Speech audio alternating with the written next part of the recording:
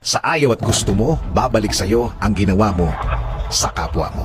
Para sa mga taong akala nila dire-diretso ang mga ginagawa nilang mali sa kapwa. Feeling nila may forever na sa kanilang ginagawang masama sa kapwa nila na akala nila di na matatapos ang panahon. Para sa mga taong akala nila hindi na babalik ang mga ginagawa nila sa buhay ng iba. Na kung mabuhay ay parang walang takot, walang tigil, walang preno sa masamang gawa nila. Kung ang paggawa ng mabuti ay babalik sa atin na may mabuting dulot sa buhay natin, hindi lang sa atin, kasama na ang ating pamilya.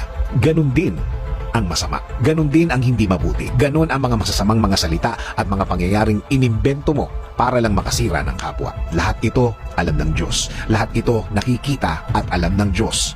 Malapit ang Diyos sa kanyang mga anak. Alam niya kapag nasasaktan ang mga anak niya.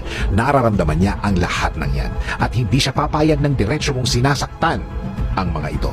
Kaya sa lahat ng mga biktima ng mga taong ganito, hindi kayo ang gaganti. Ayaw ng Diyos na mapahama kayo sa pagganti nyo sa kanila. Ayaw niya na mapasama kayo dahil kapag kayo ang gumawa ng pagganti, baka kayo pa ang mapahamak.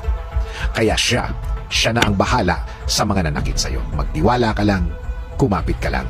Dahil alam ng Diyos ang nararamdaman mo, hindi siya natutulog, alam na alam niya ang gagawin sa mga taong ito.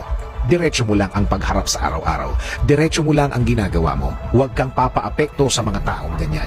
Huwag kang padidistract dahil ang Diyos ang aasikaso sa mga taong ito. Bibigyan niya ng solusyon ang problema mo sa taong yan. Again, hindi ikaw ang gaganti. Hindi ikaw ang babawi. Hindi mo business yun. Hindi mo concern yun. Sa Diyos yun. At sure akong hindi na magtatagal, babalanse ang lahat. Para sa mga taong nanakit, para sa mga taong nang-aapi, para sa mga taong naninira, pakitandaan lang ang title ng video na ito. Sa ayaw at sa gusto mo, babalik sa'yo ang ginawa mo sa